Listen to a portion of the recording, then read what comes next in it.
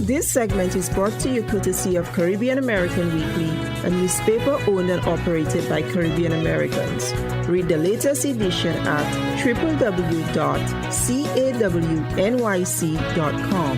That's www.cawnyc.com. To like us on Facebook, to advertise or to subscribe, visit us at www.cawnyc.com. That's www.cawnyc.com. To advertise with the Caribbean American Weekly publication for freelance assignments to distribute at your business place, visit us at www.cawnyc.com. That's www.cawnyc.com. Or to meet a marketing representative at our office, call 718-771-0988. That's 718-771-0988.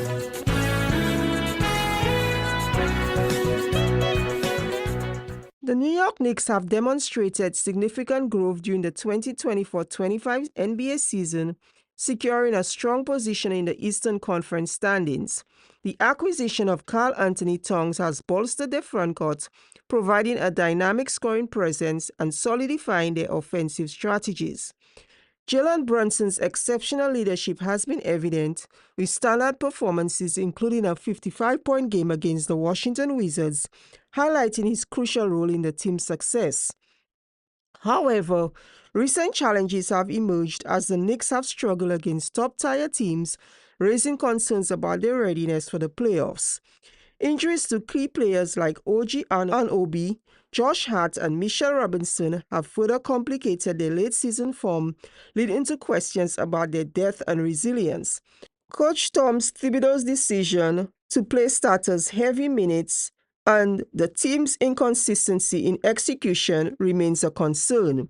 As the playoffs approach, the Knicks face critical matchups, notably against the Detroit Pistons, an up-and-coming team who present a formidable challenge in the first round. The team's ability to adapt, maintain health, and execute under pressure will be pivotal in determining their postseason success. And joining us today to discuss this is Harmonie Lewis, Knicks superfan, a.k.a. the Caribbean Spike Lee. Welcome, Harmonie. So good to have you here with us. Oh, I appreciate the warm welcome. Unfortunately, as a Knicks fan, if you've grown up a Knicks fan at all, you realize that was a mental struggle that you had to deal with throughout your childhood growing up, and then you're an adult and you finally see them doing something halfway decent. So I could smile just a little bit, Miss Pearl. Just a little bit. Just a little bit. All right, so a little smile is better than no smile, right? There we go. Okay, so how do you think the acquisition of Karl-Anthony Towns impacted the Knicks' offensive and defensive dynamics this season? Well, it's a little tough because we know how great of an offensive player that he is, and getting a player like that's a move where you're expected to make the leap from a team who's just teetering on the playoffs, hey, we're happy to be in the playoffs, to, okay, now you're going to put us in the championship talk conversation.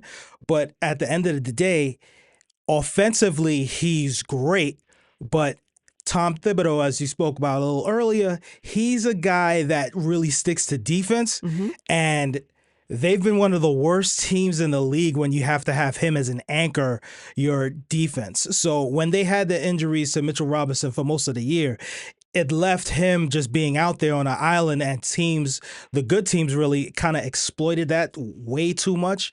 And now you're just left in a position where it's like, okay, well, we know we can score enough, so we're able to keep the 3 seed, but they've had one of the worst records that you can have against the top teams in the league.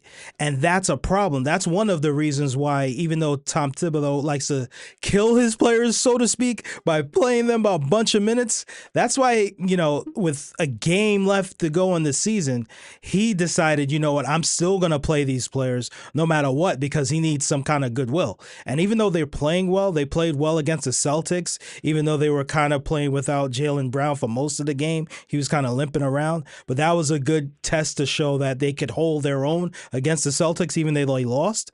But even if you look at last night's game, they played against Cleveland, which is the top seed in the league, and they didn't have Donovan Mitchell that they were supposed to play, and they still lost that game, even though they had some injuries themselves. The Knicks, they didn't have Mitchell Robinson last night, but at the end of the day, like, you still have to show you can play against these teams. They haven't been able to do that, unfortunately. And defense wins championships.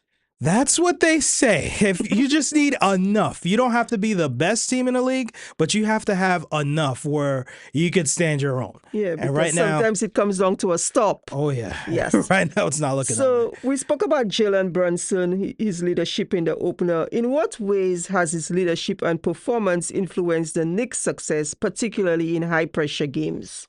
Well, for Brunson, you have certain leaders that are vocal leaders, and then you have leaders that show it on the court, show it on the field, and you should lead by example. He's one of the latter, where you lead by example, and from Villanova, he has his guys. He has Mikal Bridges, who they made the trade for. He has Josh Hart, who pretty much does everything that you need to do on the court.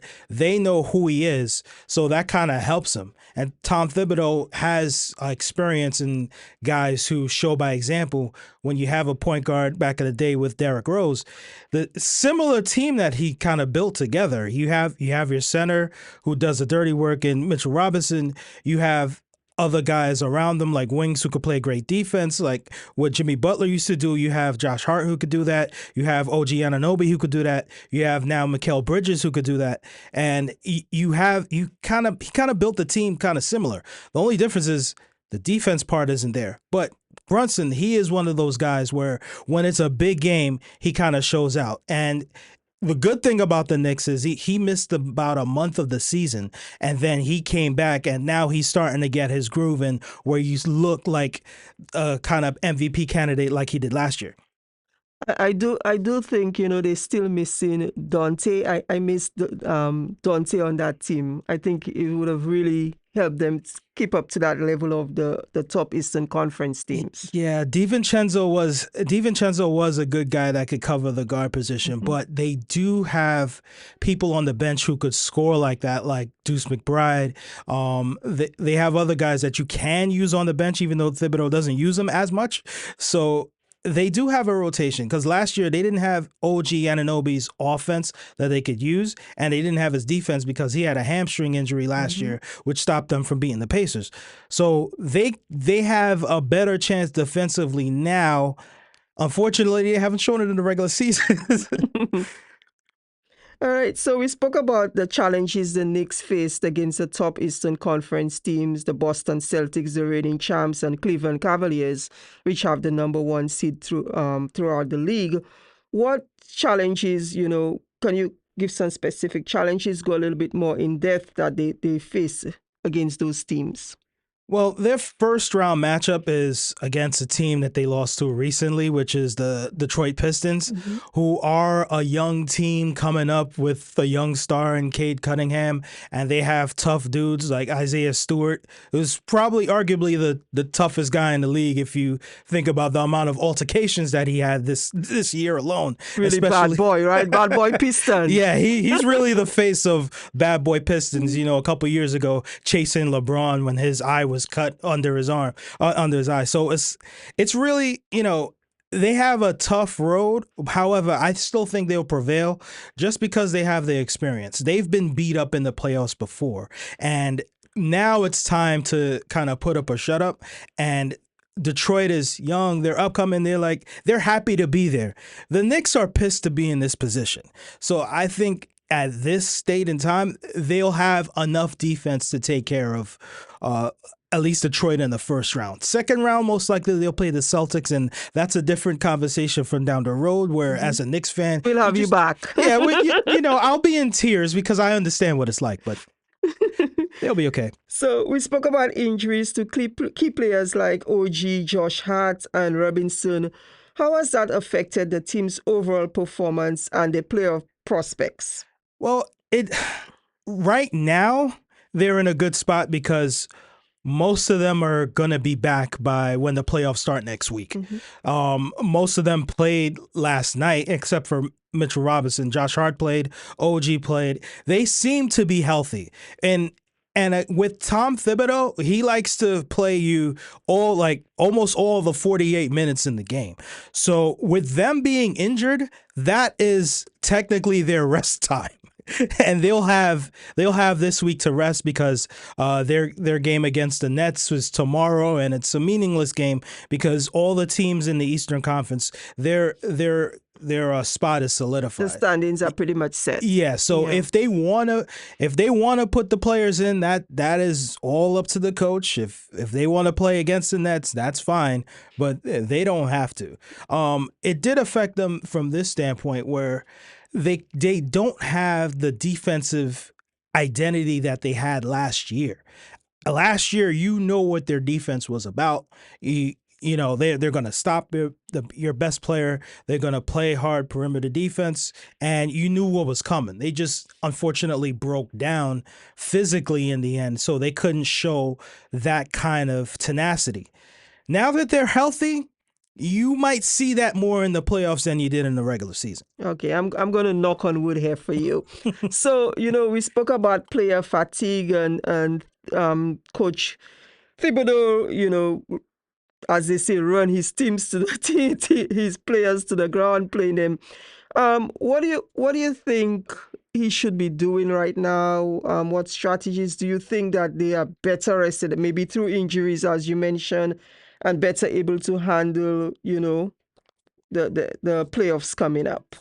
Well, they've got 2 point guards on the bench and 2 young guys. They should start and Dadier and Kolek, who should give Brunson a little bit of a break when they need to, at least to run the offense, and they're talented.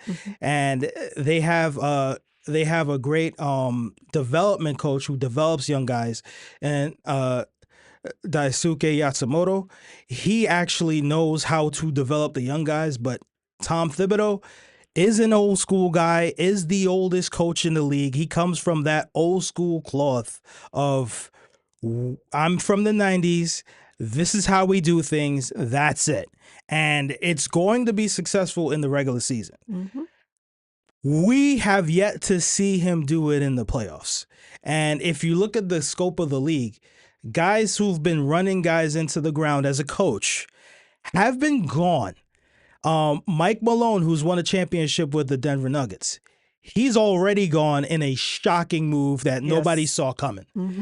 Tom Thibodeau hasn't done half as much as Mike Malone, and he's still coaching here. If the Knicks brass or the ownership or the front office decide they want to look at how the league is moving and they want to make a move, it may seem shocking, but according to the rest of the NBA and how they're doing things, Tom Thibodeau is technically on the hot seat, especially if they lose against Detroit, who is a young team, and they're coming up and their defensive prowess. So if you're looking at the grand scheme, and obviously if they play the Celtics in the next round, the way it's looking, that's how it's going to shape out. He may be, depending on how they look on that, I would not be surprised if he's out the door. Well, you know what they say about insanity? What's the definition of insanity? Doing the same thing over and over and expecting different results. Absolutely I thought correct. they had a really good opportunity last year and they blew it. And now they're facing probably going to be facing the defending champions in the second round. Absolutely. I don't see them moving past Boston. Nobody I have does. a box of tissue right here. No, it's okay. Unfortunately, I married a Celtics fan, so I know what pain looks like. Oh my goodness. I feel your pain. Okay, so, given all that, going into the playoffs right now, is there one player you think that could be pivotal to the success? One or two players? For the Knicks specifically, Yes. it has to be Mikal Bridges. When the Iron playoffs Man. start, it has to be Mikal Bridges because you've traded 5 first-round picks for this man. We understand that Karl-Anthony Towns, we understand what he is. And, even though he didn't have that much playoff success, he did show out in a Game 7 in the Western Conference Finals last year against arguably the best player in the league in the Joker for the Nuggets. And if he could play well in a Game 7 in the West, which is significantly better than the East most years, against the best player in the world who's won a championship before, if you could do that there, we've seen him do it. Mikal Bridges, we understand that he was brought here because he's a defensive guy and an offensive guy, and you need a third guy. You have Brunson, you know what he could do. Karl-Anthony Towns, you know what he could do. Mikal Bridges has to be that guy. We understand that OG Anunoby, he's been playing phenomenal when you've had other injuries on the court. But we need Mikal Bridges to actually show why the Knicks traded 5 first-round picks for that man. If he could do it, then there's a small chance that you could do something in these playoffs, especially against the green team a couple miles away. All right. So, what are your expectations? Is it blue and orange skies like Stephen A. Smith like to say, or are the skies going to be gray, or are they going to be blue and white? Well, the funny thing is they play another blue team, so no matter what, you're going to be seeing blue. But if I had to guess, I think the Knicks have enough heart to get it out the first round. And I believe that they'll eventually take this week to pull their team together and understand what they have to do, because they understand what the pressure is. They probably understand that the team itself can't improve much from what they are right now. Salary cap wise, they've done a lot of moves to make sure that they got Randall out, they got DiVincenzo out, they got most of their draft capital away from the team in order to build what they have right now. So they've got to look to themselves and look within and say, okay, well, if this doesn't work, what will next year look like? What will other free agents look like when they look at the Knicks and say, well, yeah, they had a good couple of seasons, but they burn out their players and then they run out of fuel at the first round. Right now, I believe they're going to win the first round. That one, I think they have enough talent and enough pride that they should take care of business in the first round. And experience. Right. They should have enough experience. All right. So thank you so much, Harmonie Lewis, Knicks superfan, sharing your insights into the New York Knicks 2025 season and the upcoming playoffs. And we're looking forward to have you back again. I appreciate it so much. You're so very welcome. This segment was brought to you courtesy of Caribbean American Weekly, a newspaper owned and operated by Caribbean Americans. Read the latest edition at www.cawnyc.com. That's www.cawnyc.com. To like us on Facebook, to advertise, or to subscribe, visit us at www.cawnyc.com. That's www.cawnyc.com. To advertise with the Caribbean American Weekly publication for freelance assignments to distribute at your business place, visit us at www.cawnyc.com. That's www.cawnyc.com. Or to meet a marketing representative at our office, call 718-771-0988. That's 718-771-0988.